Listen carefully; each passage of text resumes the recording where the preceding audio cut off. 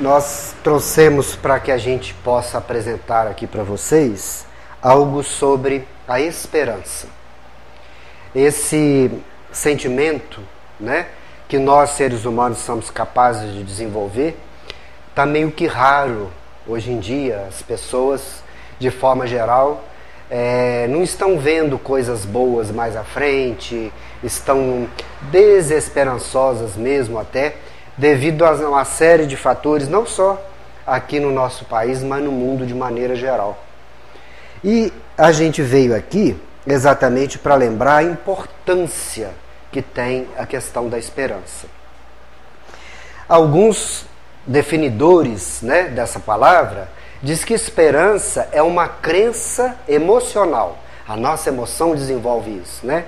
É uma crença em que dias futuros serão melhores do que os dias presentes.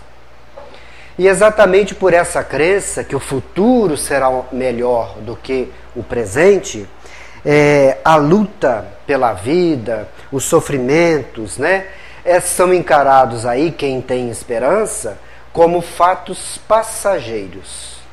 Eu sei, quem tem esperança, que amanhã todas as dificuldades que possamos estar enfrentando hoje, elas terão um desfecho melhor, mais apropriado, né? Um desfecho mais feliz.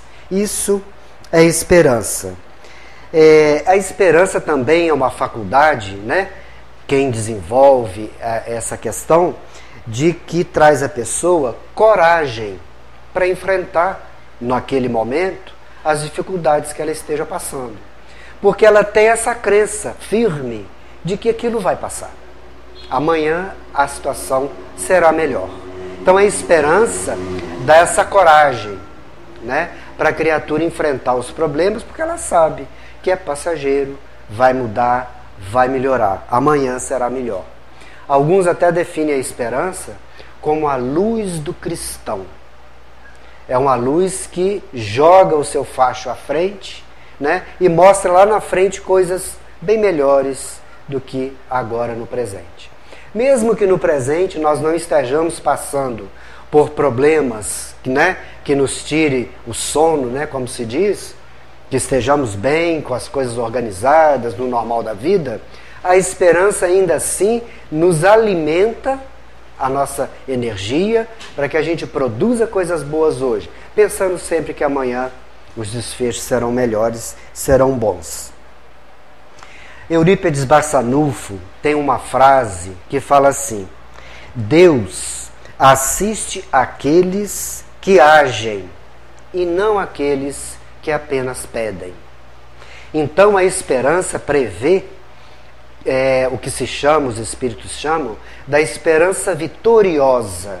O que é a esperança vitoriosa? É aquela que a criatura, mesmo na dificuldade, ela continua trabalhando, ela continua acreditando, ela continua esperando futuro melhor.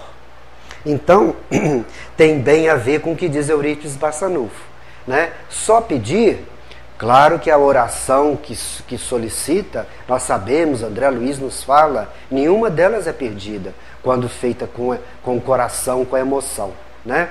Mas para que as coisas se materializem, a gente tem que agir. Não tem outra alternativa, né? Eu vou falar um pouquinho de saúde. Pode parecer que não tem nada a ver com o nosso tema, mas depois a gente vai ver que tem tudo a ver, né? Na questão nossa da saúde, da nossa qualidade de vida, nessa expressão que é tão utilizada hoje, né? Qualidade de vida, a gente sabe que muitas coisas influenciam essa qualidade de vida, essa saúde. Uma delas são fatores hereditários. A ciência já provou isso. Não é que os fatores hereditários são os maiores, os mais importantes. Não, pelo contrário, são até os menores. Então, por exemplo, uma pessoa que teve câncer, obrigatoriamente seu descendente vai ter? Não. Pode ser que sim, pode ser que não. Existe uma pequena parcela de probabilidade de que ele tenha, porque alguém ancestral teve. Mas é uma influência pequena. São os ditos fatores hereditários. Eles influenciam na nossa saúde. Outro fator, fatores alimentares. Todos nós sabemos, hoje, pela grande informação que nós temos acesso, né? Os alimentos que fazem bem, os alimentos que fazem mal, o que deve ser consumido, o que não deve ser consumido, as quantidades e assim por diante, né? Outra questão que influencia a nossa saúde, a nossa qualidade de vida, é o sedentarismo. Todos nós sabemos que o nosso corpo ele é cheio de locais em que há articulações, e todo o nosso corpo foi feito para movimentar. Não foi feito para ficar parado. Senão não teria tanta coisa para se movimentar. É porque precisa ser movimentado. Então aquela pessoa que é extremamente parada, não faz uma caminhada, não faz nenhum serviço, às vezes uma boa faxina, por exemplo, né? Isso dá um exercício e tanto, né? Então a pessoa que é extremamente sedentária, ela tem também problemas na saúde. Sabemos disso. O ambiente que nós vivemos também influencia na nossa saúde. Ambiente muito poluído, a saúde vai ter algum prejuízo aí. Ambientes extremamente violentos, a pessoa sai de casa com medo, escondendo atrás de poste de não sei o quê, porque é bala perdida e tal. Quer dizer, é um estresse muito grande, influencia na vida da pessoa, né? Hábitos que nós cultivamos. Eu sempre gosto de jantar muito às 11 horas da noite. Acabo de jantar e vou deitar. Isso é um hábito negativo, a gente sabe que não é bom, né? E os nossos pensamentos, esses então têm uma força extraordinária na nossa saúde, né? No livro Domínios da Mediunidade, André Luiz, ele, quando visita uma reunião mediúnica e observa as pessoas, porque sabemos nós que os espíritos desencarnados, notadamente esses de categoria mais alta, eles conseguem perceber tudo aquilo que a pessoa está pensando através do que ela exterioriza. É visível os nossos pensamentos aos espíritos, né? Tanto os mais evoluídos para determinadas nuances, como também para os mais atrasados, que veem as coisas mais pesadas. As mais sutis eles não veem. Mas o André Luiz dizia, nessa observação que ele fazia das pessoas, o seguinte: compreendi então, disse André Luiz, que somos naturalmente, não precisamos fazer esforço, é da natureza mesmo, somos naturalmente vítimas ou, segundo ele diz, beneficiários das nossas criações mentais. Então os nossos pensamentos vão nos trazer coisas boas ou coisas ruins. Então a série de fatores influenciam a nossa saúde. Disse aí vários deles, né? E ainda completa André Luiz nessa questão das vibrações das pessoas, de que até para a gente receber ajuda, a gente precisa estar com a casa aqui em ordem, né? Às vezes temos conosco, do nosso lado, um espírito amigo, trazendo influenciações positivas, ideias para que a gente possa, né, ter ali resolvido algum problema que a gente tenha, mas a gente está tão focado em coisa negativa que a gente não consegue captar o que vem do espírito que quer nos ajudar. Então até para isso nossos pensamentos têm que estar um tanto quanto organizados. No desespero, né, na agitação, nós não vamos conseguir perceber o plano espiritual. E isso, claro, eles influenciam diretamente, né, conforme a gente está falando, na nossa saúde. Então, os fatores emocionais, a nossa emoção, é um dos mais importantes fatores para influenciar a nossa saúde, para coisas boas ou não. Vai depender do foco, da direção que a gente dá aos nossos pensamentos. Às vezes, no nosso dia a dia, na nossa sociedade de hoje, que é uma sociedade muito corrida, de muita cobrança, tudo tem que ser online, né? Até para a gente curar uma doencinha, um resfriado, a gente quer, aperta um botão e resolve, né? Mas a gente não é online.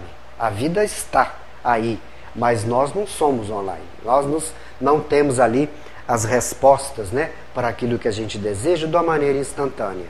A vida não é assim, a gente sabe. Então, às vezes, a gente aborrece demais com coisa que não tem relevância. O mundo material diz que tem relevância, mas se a gente for analisar, muita coisa não tem relevância. E a gente se aborrece com aquilo. Aborrecer demais com a vida também traz pra gente um mal danado. Então, a pessoa que vive aborrecida, ela vive mais doente. A pessoa que vive aborrecida, ela vive com astral pior. Ela tem menos amigos que até as pessoas um pouco que afastam daqueles que são extremamente negativos, né? Então, dizem-se até, tem uma expressão, né? Ah, não, essa pessoa é assim porque ela é de mau gênio, ela é de um gênio forte. Ela está se prejudicando muito mais do que as pessoas que estão em redor dela, né? Pode até prejudicar quem está em redor dela também, mas em primeiro lugar, quem é prejudicado maior é o tal do mau gênio aí. O Divaldo Franco, ele conta numa das suas palestras que tem um amigo, muito amigo dele até, que é essa pessoa do tipo mau gênio. Então, com tudo ele está com de cara amarrada, né? Pode estar até numa situação boa, conversando com amigos ou numa palestra, também está sempre de cara fechada, né? Então, o Divaldo pergunta a ele, mas por que você, sendo até conhecedor da doutrina espírita, sabe que isso te faz mal, né? Você vive aborrecido, vive de cara fechada. Ah, mas eu gosto de ser assim. Então, ele gosta de ser assim, né? Mas de vez em quando, diz o Divaldo, ele liga para o Divaldo, ou mesmo presencialmente, e, Divaldo, eu estou com um problema aqui, você pode me ajudar? O Divaldo, não posso. Não posso te ajudar. Mas por que você ajuda tanta gente, né? Ah, mas você tem que primeiro tirar o seu mau humor, porque não cabe outra coisa aí dentro. Se você tirar o seu mau humor, aí eu vou tentar te ajudar de alguma forma. Mas com mau humor aí dentro, não tem como. Tudo que eu puder fazer ou dizer, não vai caber num lugar que já está ocupado. Você tem com mau humor, então não tem como te ajudar, não. Ou seja, às vezes a gente pede muita ajuda, mas a gente não faz nem a nossa parte. Quer melhorar um pouquinho nosso astral, né? Ficar um pouquinho melhor, né? Mais agradável, até com as pessoas que nos cercam. O apóstolo Paulo, numa carta aos Filipenses, ele fala a respeito disso. Ele diz assim: aprendi a viver contente na dificuldade ou na alegria. Então, tanto faz a situação, ele está bem. E isso é bom para todos nós, seja a situação que for. Claro que se acontecer alguma coisa triste, eu não vou ficar sorrindo, maravilhado com aquilo que aconteceu. Não é assim. A gente sente, né? Mas é um sentimento sem revolta, com entendimento. É muito diferente do que aquele outro com revolta, né? Então, o Paulo nos lembra isso, a importância de estarmos sempre contentes com aquilo que a vida nos oferece, né? Nessa questão da saúde que a gente estava falando, a interferência de tudo o que pode influenciar a nossa saúde, pesquisas existem que comprovam realmente a questão da influência dos nossos pensamentos, principalmente na nossa saúde e no nosso dia a dia. Teve uma pesquisa que uma trabalhadora com pacientes que portam o vírus HIV, ela tratou anos e anos e anos desses pacientes. E ela notava uma coisa: um grupo desses pacientes, o tratamento era mais fácil. Outro grupo era mais difícil. Aquele tratamento mais fácil, hoje a gente sabe que as dosagens dos remédios são individuais, né? Faz-se um exame, dosa a quantidade de remédio que a pessoa tem que tomar para ficar em níveis adequados ali à questão do vírus. Então havia um grupo que precisava de pouco remédio, e aquele pouco remédio fazia um efeito bom. A pessoa tinha uma vida normal, não tinha nenhum outro tipo de problema. Já um outro grupo, o remédio era em doses maciças, difícil de fazer efeito, e ela notou que isso era mais ou menos, na observação dela lá, meio a meio, né? Mais ou menos. Metade era tratamento mais fácil, metade era tratamento mais difícil. E isso chamou a atenção dela como pesquisadora, como trabalhadora na área ali. E ela procurou levantar o que tinha o grupo de tratamento fácil de diferente do grupo de tratamento difícil. Será que eu vou descobrir alguma coisa? Uma pessoa que não era religiosa. O que será que tem num grupo que o outro não tem? Faz efeito melhor num e no outro não. Resumindo a pesquisa dela, que foi extensa, com vários indivíduos, né? Vários estudos, durante muitos anos. Resumindo, foi o seguinte: as pessoas que eram esperançosas, que tinham esperança que iam se curar, que faziam o que tinha que ser feito com alegria, sem pensamentos negativos, era o tratamento mais fácil. Já os outros, desesperançados, não acreditavam que o tratamento ia fazer efeito, eles achavam que iam morrer mesmo, que não tinha jeito. Tratamento mais difícil. Viviam igual os outros viviam, estão ali vivos, mas com a qualidade de vida bem pior. E tendo efeitos colaterais dos remédios com a dose maior, os outros livre, leve e solto, os de cá complicados. Só uma diferença: esperança. Ela descobriu isso nos trabalhos dela. A gente está resumindo aqui. Uma outra pesquisadora, essa trabalhando com outras pessoas em uma outra doença, que é o câncer, ela também notou o seguinte: tinha um grupo que recebeu o mesmo tratamento, uma doença mais ou menos nos mesmos níveis, né? O tipo de doença, o tipo lá, os exames mostravam. Algumas se curavam, outras não. Até antes de eu terminar aqui, muita coisa vocês já ouviram falar que curar o câncer em criança é mais fácil. Bem mais fácil. O índice de cura na criança é altíssimo, 95%. Porque a criança, ela não interfere negativamente. Ela é um serzinho ainda alegre, ela não tem ainda a dimensão daqueles problemas todos, que vai significar o tratamento. Então ela não interfere negativamente, né? Então ela cura mais fácil. Com relação aos adultos, a pesquisadora percebeu a mesma coisa. Mas por que um grupo cura o outro não? E ela fez pesquisa exaustiva durante anos, com pessoas de classes sociais diferentes, sexo diferente, raça diferente. E os grupos eram tudo misturado. Tinha um monte de mistura que curava, classe social diferente, sexo diferente, se era homem, se era mulher, e os que não curavam. Aí ela foi ver, ela descobriu 3 coisas que tinha no grupo que curavam a doença. Primeira delas, aceitação da doença. Negar a doença é atrasar tratamento, é achar que o tratamento não vai ter jeito, já é negativo. Então a pessoa, em primeiro lugar, aceitava a doença. Essa foi a primeira coincidência daquele grupo que se curava. Os outros, às vezes, que não curavam, não aceitavam não. Né? Outra coisa que ela viu que no grupo que curava, todos eles tinham. Eles continuavam a vida normalmente. Ah, não vou esconder lá dentro de casa, ficar reclamando, ai meu Deus, eu estou com câncer. Não. Aquele primeiro momento que às vezes tem uma cirurgia ou algo mais intenso, passou aquilo, vida normal. Essas pessoas queriam ter a vida normal. Continuavam trabalhando voluntariamente no bem. Então eram pessoas ativas, otimistas e esperançosas. E um terceiro fato, confiança, esperança da cura. Esses se curavam.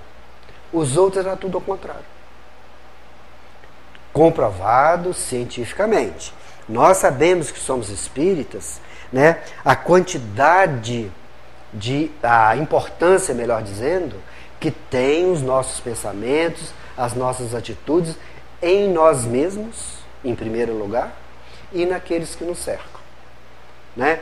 Então, são atitudes, foco da vida, que faz toda a diferença. Esse foi o resultado das pesquisas. Né? Então, a esperança, no fundo, é uma aliada de todos nós em qualquer situação, seja numa doença, seja num problema familiar, seja num problema de familiar que está com problemas de drogas, por exemplo. Ah, vamos entregar, deixar para lá, que não tem jeito. Aí não tem mesmo. Né? Mas se a gente, né, tentar alguma coisa, né, dificuldades financeiras até, coisas materiais mesmo, né?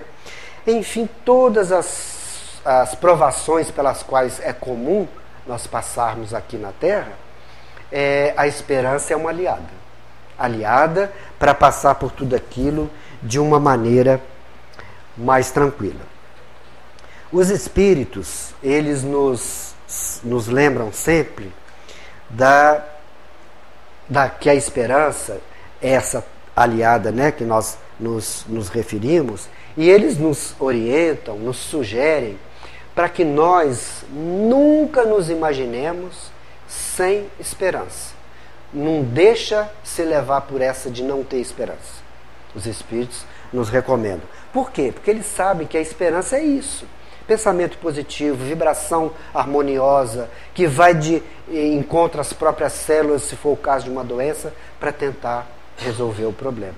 Otimismo, esperança, né? E muitas vezes também nós passamos por situações que a gente até exagera.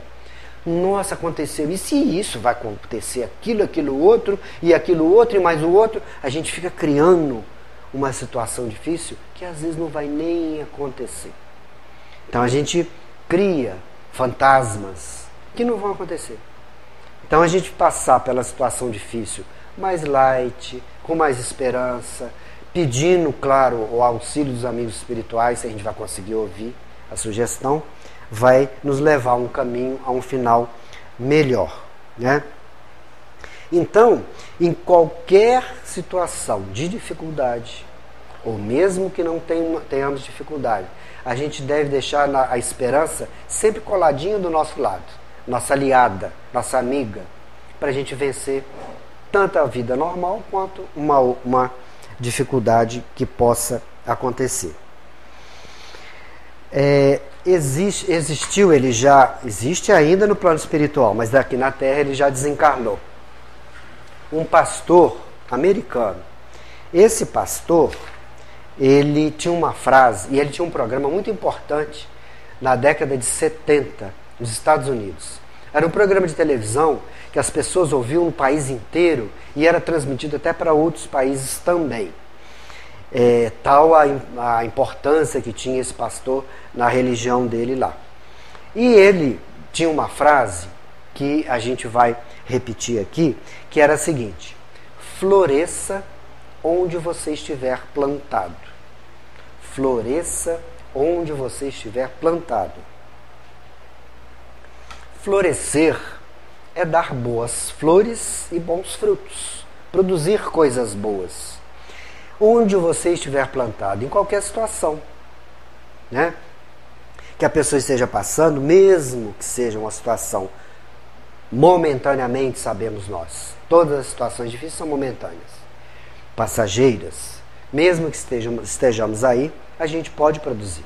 É o caso daqueles doentes, mesmo com a doença, estou lá fazendo trabalho voluntário, estou ajudando e a vida melhorando, né?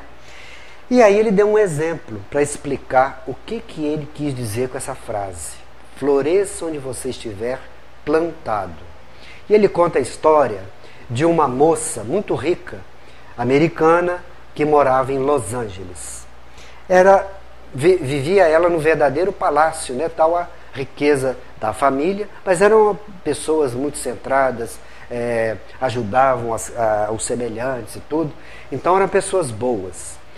Tem nada a ver riqueza que tenha que ser pessoas más, né? A gente sabe que essa relação é falsa.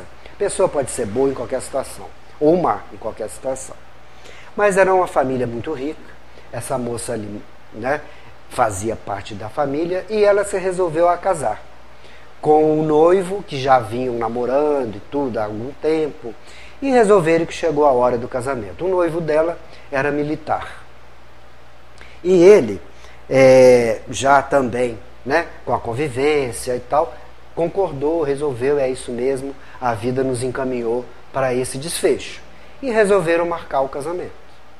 Marcaram o casamento, de acordo com os pais de ambos, e família e tudo mais. Acertaram, né, que eram pessoas muito ricas, festas e tudo mais, enfim, fizeram tudo aquilo que se faz, né, normalmente aí, pelo lado material, em um casamento. Só que veio uma notícia de que o marido dela deveria se apresentar imediatamente a um treinamento militar que iria durar 3 meses Em seguida, imediatamente, ele iria ser mandado para a Guerra do Vietnã. É a guerra que aconteceu na década de 1970, onde essa história que é verdadeira se passa. E eles ficaram, bom, casamento marcado, vai dar, né, com esse treinamento, a sua ausência, o que a gente faz? Mantém o programa, casamos antes, ou espera voltar da guerra, casa depois? Ficou naquele dilema ali, mas foi resolvido de formas a que o casamento se realizaria antes dele ir para a guerra. A base militar que ele iria fazer o treinamento era no deserto, na Califórnia, no deserto de Sonora. O lugar não devia ser muito bom, não. Chamava Vale do Diabo, né? Então, quer dizer, ali não devia ter coisas lá muito boas para ter esse nomezinho aí, né? Mas lá um deserto, temperatura altíssima de dia, negativa de noite, areia para todo lado, era ali que era a base militar. Mas e como ia fazer então? Ia casar e ia para a base? Resolveram o seguinte: próximo a essa base militar existia um acampamento indígena que era momentaneamente abandonado. Os indígenas desse deserto de Sonora, os Navarro, eles têm o hábito de ficar em determinado local com as cabanas que eles montam ali, e eles vão para um outro local que tem lá as cabanas montadas, de modo que eles não desmontam e montam. Fica montado em vários locais. À medida lá da necessidade deles, da cultura deles, eles vão mudando para esses outros espaços. E próximo, praticamente no muro da base militar, um desses acampamentos estava momentaneamente abandonado. De forma que eles tiveram permissão, reformaram uma dessas cabaninhas ali, de uma maneira bem simples, né? E combinaram o seguinte: vamos nos casar, vamos transferir para essa cabaninha reformada mais ou menos, né? Para que, enquanto você faz o treinamento de dia, eu fico lá a moça, né? Fica lá nessa cabaninha, e de noite a gente tem a oportunidade de conversar, de trocar ideias, até porque acabamos de casar e ficamos esses 3 meses dessa forma até você ir para a guerra. E assim foi feito. Houve o casamento, festa incrível, muito grande, pessoas ricas e tudo mais e tal. Acabou o casamento, foi lá para a cabaninha, lá no deserto, 45 graus de dia, menos 10 de noite. Foi para lá. Início de casamento, vai até para o Vale do Diabo, não vai? Tá tudo muito bem, tá tudo certinho, tudo fechando, maravilha. Foram lá o casalzinho novo para o Vale do Diabo lá. Bom, aí foi. Nos primeiros dias, ele chegava em casa, que era assim, ele ia para lá 5 horas da manhã, começava o treinamento. Ia a pé, é pertinho mesmo. Voltava 11 horas da noite, caindo aos pedaços. Que o treinamento era duro, era para ir para uma guerra complicada. Então a pessoa tinha que ter, né, um treinamento muito eficaz para se dar bem lá. Então ele chegava muito cansado em casa. Nos primeiros dias, ele engolia o bocejo, né, aquela disfarçada e tal. Mal e mal conseguia jantar ali que ela fazia com o maior carinho, a comida e tal. Bumba, cama e dormia. E aquilo foi se repetindo. A primeira semana ele conseguiu, mas depois ele não conseguia mais. Ele estava tão cansado que ele chegava em casa: meu bem, ó, não vai dar nem para jantar. Dá licença, pomba, dormir. E a gente sabe, isso acontece com todas as pessoas. Quando a gente está muito cansado fisicamente, a gente tem a tendência de roncar de noite. Então era o quê? De dia 45 graus. Areia para todo lado. E de noite ela não dormia porque o marido roncava a noite inteira. Então ela viu a vida, virou de cabeça para baixo. Ela achou que o casamento não ia dar certo. E ficou angustiada. 15 dias apenas de casamento, ela não estava aguentando mais. Então ela pensou assim: bom, vou escrever para minha mãe e pedir uma ideia para ela, né? Daquele tempo, gente, não era escrever mesmo, tá? Não tinha zap, não tinha nada disso aí, não. Nem telefone não tinha instalado na tal da cabaninha lá. Era mesmo carta que levava lá para a base tinha correio que mandava lá para a cidade, né? Então ela escreveu para a mãe dela uma carta enorme, reclamando de tudo, contando isso que eu contei para vocês e muito mais, né? Que a gente nem ficou sabendo, mas que ela deve ter achado ruim de alguma coisa e tudo mais e tal. Pois bem, daí alguns dias veio a resposta da mãe. A mãe dela é uma pessoa muito equilibrada, né? Muito espiritualizada, inclusive. E ela notou que era uma dificuldade passageira, momentânea, de primeiro momento, uma situação totalmente diferente. Ela não entrou na da filha, não. Que a filha perguntou, devo desquitar, devo separar, devo ir embora? Aí ela escreveu uma cartinha curtinha para a menina. Assim, meia paginazinha. Ela fala assim, prezada filha, numa cela de prisão, tinham 2 presos. Um olhava pela janela, mas olhava para cima e ele via as estrelas. O outro, na mesma prisão, olhava na mesma janela, só que ele olhava para baixo, ele via a lama do chão lá fora. Abraços, mamãe. Não falou mais nada. Aí ela, o que a minha mãe quis dizer com isso? Aí ela parou, pensou, aquilo não veio de imediato, mas ela foi imaginando. Minha mãe pode ter razão. É o foco. É o jeito que a gente olha a vida que pode fazer diferença. Aquele preso, no mesmo lugar, com a mesma dificuldade, ele via estrela. O outro via lama. O que eu posso fazer para melhorar aqui minha visão, meu foco? Quer dizer, a pessoa também tem que contribuir, né? Ela não ficou lá só chorando, depois que veio a ideia, ela tentou materializar aquilo ali. Falei, então tá, vou sair. Eu nunca saí. Já estava lá 15, 20 dias, nunca saiu na porta. Porque ela achava que o deserto tinha só areia. Saiu ela lá caminhando. Ela foi caminhando e aí ela percebeu que no caminho, várias conchas fossilizadas ela foi encontrando. Detalhe, as coisas não acontecem por acaso, a gente sabe, né? Ela era bióloga. E ela viu que aquelas conchas eram conchas raras, de passado remoto do planeta, ela conhecia. E aí ela começou a recolher aquilo. Sabia ela e sabemos nós que o deserto foi fundo de mar em passado remoto, né? E aqueles animais eram do mar e que ali se fossilizaram e estavam ali hoje petrificados, né? Por isso existindo ainda aqueles animais ali. Tanto animais quanto plantas. Ela foi recolhendo aquilo, recolhendo e levando para casa. Aí ela começou, como bióloga, a classificar e separar. Já que ela não tinha nada para fazer, ela começou a separar aquelas conchas. Ó, esse grupo aqui pertence, esse é desse grupo, esse é daquele. Começou a organizar aquilo tudo ali. O marido dela chegava em casa mais tarde, ela até já compreendia melhor o cansaço dele. Ah, tá, você não está com vontade de jantar? Então tá, vai dormir, eu já vou daqui a pouco e tal. O relacionamento até melhorou. Entanto, né, ela começou a fazer aquele trabalho ali. E ela, como bióloga, os dias foram passando, ela resolveu fazer o seguinte. Eu vou escrever aqui um artigo sobre essas conchas, porque eu sei que esse tipo de trabalho não existe falando sobre esses determinados animais aqui. Que ela, inclusive, era ligada à universidade, dava aulas e tudo mais e tal. E ela foi fazendo dessa forma. Começou a escrever. O marido chegava, já era aquele abraço mais sorridente, já estava mais animada. E aí as coisas foram melhorando. Numa dessas caminhadas, ela chegou mais à frente e encontrou um acampamento dos Navarro, com eles ali morando, os índios. Aí ela chegou, observou e notou que eles estavam fazendo um trabalho de artesanato que ela achou fantástico.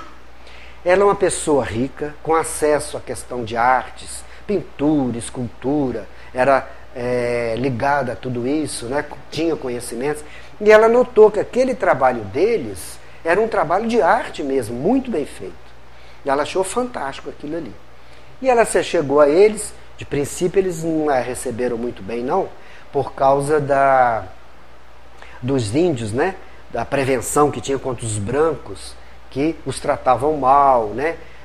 Então eles não tinham assim, um relacionamento muito bom com as pessoas que não eram indígenas, o preconceito, né? Mas ela chegou tão agradável, tão simpática, que elas começaram a ficar, né, a baixar a guarda. E ela então propôs, eu achei o trabalho de vocês fantástico, maravilhoso, vocês podiam me ensinar a fazer isso? Eu gostaria de aprender. Podemos fazer até melhor, ela propôs. Vamos fazer uma troca. Vocês me ensinam artesanato, que eu ensino inglês para vocês. Do mesmo modo que qualquer indígena em qualquer país, os nossos aqui, mesma coisa, tem línguas próprias, que às vezes para comunicar com o restante do país fica difícil, as palavras, né, são mais complicadas, tem até intérpretes, que no Brasil mesmo a gente tem indígenas que só falam a língua deles e nem entendem o português. Então ela se propôs a ensinar inglês para eles, quer dizer, melhorar o inglês que eles tinham, que era muito fraquinho. Então vamos fazer essa troca. Vocês me ensinam artesanato, eu ensino inglês para vocês. Ah, então tá, ficou assim combinado. E aí, os dias foram se sucedendo dessa forma. Recolher conchas, aprender artesanato, ensinar inglês. Olha como é que o negócio está evoluindo, né? Fazendo uma coisa boa para eles, que é ensinar inglês, para se comunicarem melhor. Aquela comunidade podia ter dali bons frutos. E assim foi. Num determinado dia ela disse para eles que ela estava fazendo um trabalho com conchas. Ah, você está? Então nós vamos te mostrar um lugar que branco nenhum conhece. E as conchas que tem lá, só tem lá. Que nós conhecemos bem o local que a gente vive. Levou ela lá e ficou maravilhada. Realmente, nem lá no caminho as que ela tinha recolhido eram iguais àquelas. O trabalho dela volumou lá num dos artigos que ela estava fazendo. Ela ficou maravilhada com aquilo tudo. E a vida foi prosseguindo dessa forma. Deu-se os 3 meses de treinamento do esposo, né? Ele foi para a guerra e ela resolveu não voltar para Los Angeles. Ela ficou lá. Ela se envolveu tanto naquilo ali, com os indígenas, e aprender, ensinar, e fazer o artigo, buscar mais conchas, que ela resolveu ficar ali. Ela não foi para Los Angeles, né? E ficou ali um determinado tempo nessas atividades. Num determinado dia, ela viu que chegava uma pessoa na tribo, recolhia toda a produção dos indígenas e levava. E ela perguntou, mas é essa pessoa então que leva o trabalho de vocês? Ah, ele leva, mas ele disse que não vale quase nada. Aí volta aqui pra gente com tão pouco dinheiro que mal e mal dá pra gente fazer alguma coisa com o dinheiro que ele traz. Ela pensou, não está certo isso. Alguma coisa não está funcionando. Aí ela propôs para eles o seguinte, ela se declarou que era uma pessoa rica e tudo mais, eu vou abrir uma loja para vocês lá na cidade, em Los Angeles, e deixo as despesas tudo por minha conta no começo. Eu vou alugar, eu vou pagar os impostos, eu vou contratar até funcionários para arrumar tudo, e vamos ver lá na frente o que vai dar. Se essa experiência progredir, daí vocês assumem daí para frente. Eu vou colaborar nesse começo. Ah, eles ficaram imensamente animados, os indígenas. Montou a loja, levou para lá, estava ali a produção deles maravilhosa, tudo arrumadinho. E ela, que é uma pessoa muito bem relacionada na sociedade de Los Angeles, avisou para todo mundo, mandou convite, tudo mais, na inauguração da loja. O maior sucesso. Vendeu tudo. Os índios começaram a produzir de novo e tal, para poder levar o estoque novo, né? E vendiam, que ia para lá e ia vendendo. Foi tal sucesso que ela resolveu abrir outra loja. Ainda a moça que ajudou os indígenas. Abriu uma segunda loja na mesma cidade. Cidade muito grande, abriu lá no outro lado. Aí, mesmo sucesso. Tudo que ia, vendia e tal, pá. Aí os próprios índios começaram a assumir as despesas, a gerência das 2 lojas, né? E ela ajudando ele por trás com alguma dificuldade que eles poderiam ter. Mas aí, aquela comunidade começou a viver melhor, com recursos. Eles melhoraram a saúde, melhoraram a educação dos filhos, puderam levar os filhos para estudar em locais mais adequados, né? Compraram equipamentos para eles viverem melhor onde viviam. Só produziu coisa boa. Ela, durante a década aí de 1980, há um detalhe, o marido voltou da guerra, companheirão, ela companheirona, viveram muito bem. Ou seja, se lá no início, com foco no negativo, ela tivesse desistido da vida, digamos, isso não estaria acontecendo coisas boas hoje. Mas ela mudou o foco, né? Então viviam muito bem. E durante a década de 80 aconteceram várias coisas daquela primeira iniciativa lá da cartinha da mãe dela. O que aconteceu durante os anos 1980? Ela escreveu 10 livros sobre aquelas conchas, best-sellers no país inteiro, adotado em todas as universidades americanas na área de biologia e em universidades fora dos Estados Unidos. Os livros estão aí até hoje, né? Foi assim, coisa inédita, trabalhos inéditos, e veio preencher uma lacuna de estudos que não existia. 10 livros.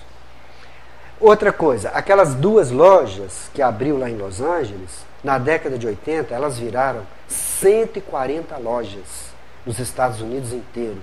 E as comunidades indígenas, não só os índios Navarro, mas outros se associaram em outras regiões do país, fizeram a rede de trabalhos dos indígenas.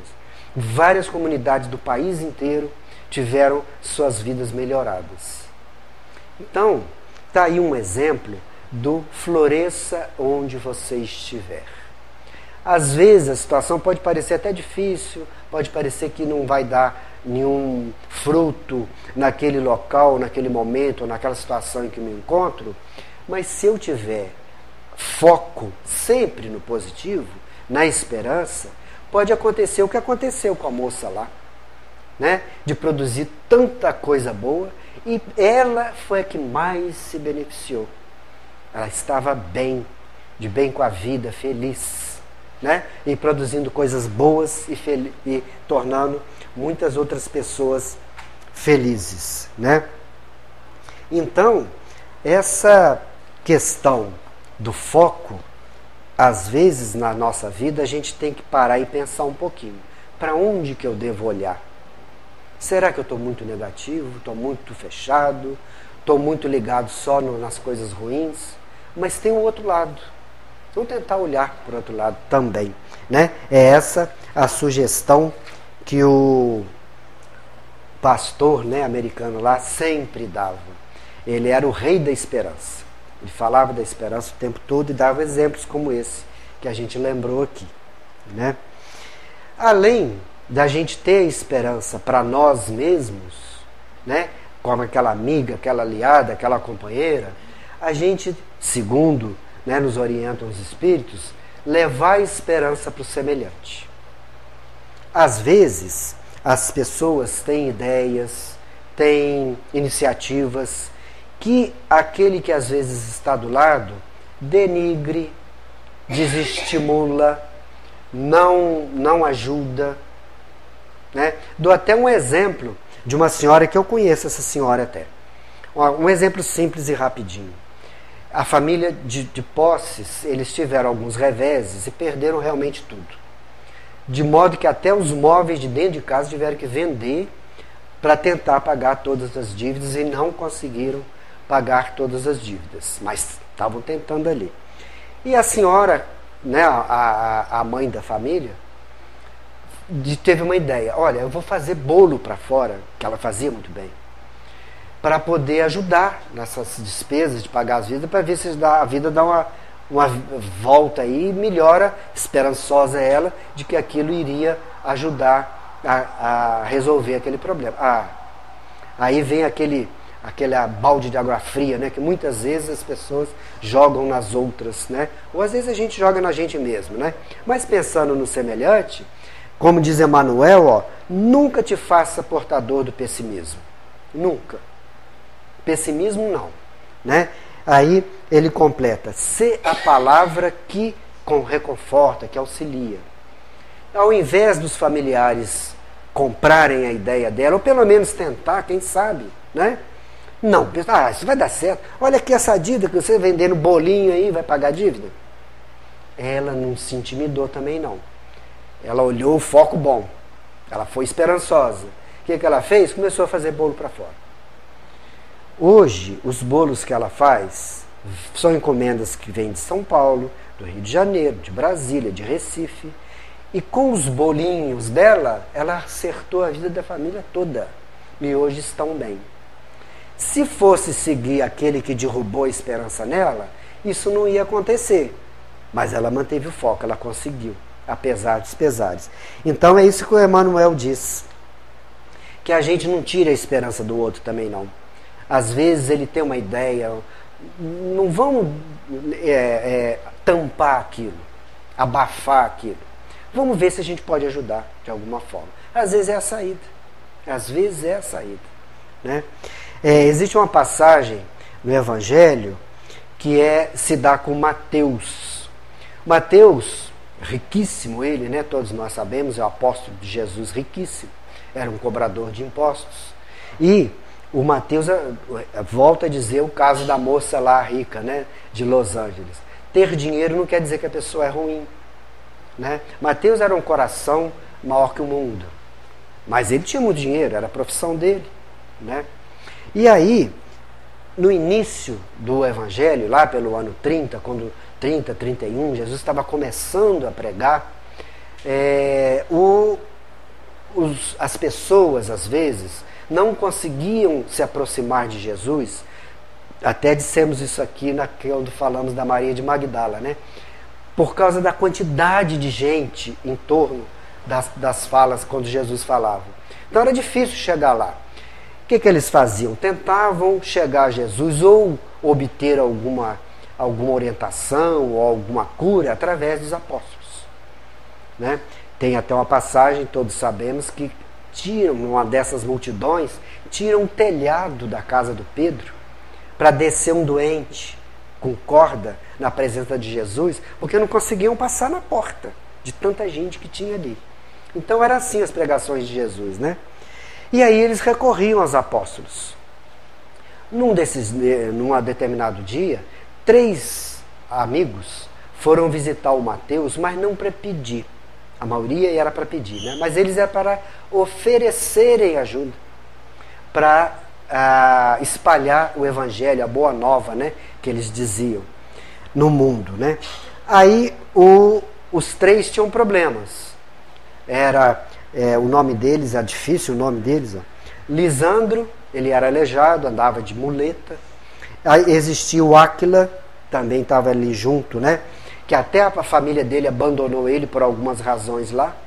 E existia um morador de rua, que era o Pafos. Então um aleijado, um abandonado da família e um morador de rua. Os 3 foram oferecer serviços deles para o Evangelho. O Mateus, não vai dar não. No início, o Mateus ainda não tinha compreendido, como todos os apóstolos foi assim no início, a grandeza da mensagem de Jesus, o alcance da mensagem de Jesus. Então eles achavam que, poxa, 3 pessoas desse vai ajudar em quê? Mateus pensava, né? Aí ele pegou e disse para eles, olha, não vai dar não, o que vocês vão fazer? Você é aleijado, você não tem nem onde morar, você e a sua família te abandonou. Então, olha, sinto muito, mas acho que não vai ser possível não. E ali eles foram embora, né? Cortou a esperança deles de ajudar, né? Eles estavam, porque já tinham ouvido Jesus falar e acharam que aquela mensagem era interessante, que merecia trabalhar para que ela, né, tomasse conta do mundo. Bom, passado alguns instantes, Jesus em pessoa foi à casa de Mateus. E Mateus relatou a ele esse fato. Estiveram aqui essas pessoas e tal. E Jesus, olha, os sofredores do mundo são aqueles que no fundo colaboram para a expansão das boas ideias. Porque eles já entenderam que as coisas do mundo não resolvem os problemas. As coisas materiais são passageiras. Mas eles já entenderam que a visão tem que ser por um outro foco, por um outro ângulo, né? Que é o ângulo espiritual. E aí o Mateus, tentando se justificar, né, dizia, olha, eu penso que eles não vão conseguir ajudar na implantação do Evangelho. A gente tem que contar com os poderosos, com o imperador, né? Roma, naquela região, né, que dominava, na Judéia, na época de Jesus. É imperador, e ele relacionado com as pessoas ricas, né, que ele era muito rico, muito importante, materialmente. Então essas pessoas é que vão abrir caminho para o Evangelho, né? Afinal são eles que governam o mundo, dizia Mateus para Jesus. Jesus, não. Quem governa o mundo é Deus, não são as pessoas. As pessoas são, eventualmente, né, aqui na Terra, momentaneamente, aqueles que materialmente levam os rumos, né, conforme eles devem tomar os rumos materiais. Mas quem governa o mundo é Deus. E repetiu, né? Devemos contar com aqueles que já viram que o lado espiritual é que vai resolver as questões do mundo e não as coisas materiais. São aqueles que já se desiludiram com as questões materiais. Mateus reconheceu que errou e tudo, né? Nesse dia especificamente foi o dia do Sermão da Montanha. E aí, na tarde daquele dia, na tarde e noite, Jesus, né, na montanha, por isso o Sermão da Montanha, numa elevação, ele pregou o Sermão da Montanha. E aí todos nós sabemos, né, que Jesus ali, no Sermão da Montanha, ele colocou que todas as pessoas que têm problemas, resumindo, né, são bem-aventuradas. Ele falou dos aflitos, daqueles que não têm justiça, né? Ou seja, ele pôs para todas as pessoas que essas dificuldades são passageiras, né? Essas dificuldades gerarão, se bem enfrentadas, felicidades futuras, né? E colocou todas as pessoas no mesmo nível de importância. Não tinha ninguém mais importante do que o outro, né? Dizem até que as bem-aventuranças é o maior tratado de esperança que o mundo já viu. Porque nas bem-aventuranças diz que qualquer problema, qualquer um, em qualquer momento, em qualquer tempo, qualquer situação, vai ser resolvido, né? E aquele que resolver da melhor maneira, ele vai ter a sua compensação lá na frente, né? E ali acabou o Sermão da Montanha. Os três descendo entenderam, né, o que Jesus disse, bem ao contrário do que falou Mateus, né? Alegres, satisfeitos, vai ter jeito, a vida então tem jeito. A vida não é aquilo que ele falou lá que não dá pra gente fazer nada. Dá sim, Jesus falou que dá. Aí Mateus compreendeu, viu os três, né, descendo ali a montanha e tudo, reconheceu seu erro, pediu desculpas, né, e abriu a sua casa e as suas possibilidades no que fosse necessário para que eles pudessem colaborar na expansão do Evangelho. E assim fizeram. Então, a gente vê que a esperança, além de ser a nossa amiga, a nossa aliada, a nossa companheira, a gente não deve atrapalhar a esperança do outro, né? Deve, pelo contrário, conforme lembra Emmanuel, levar para eles otimismo, né? Levar para eles a nossa colaboração, aquilo que a gente puder fazer para que uma situação provável ali de problema possa ser resolvida. E a gente encerra com 3 frases. Uma delas já disse aqui também lá com Maria de Magdala, que é de Emmanuel no livro Renúncia. Viver sem esperança é o pior de todos os males.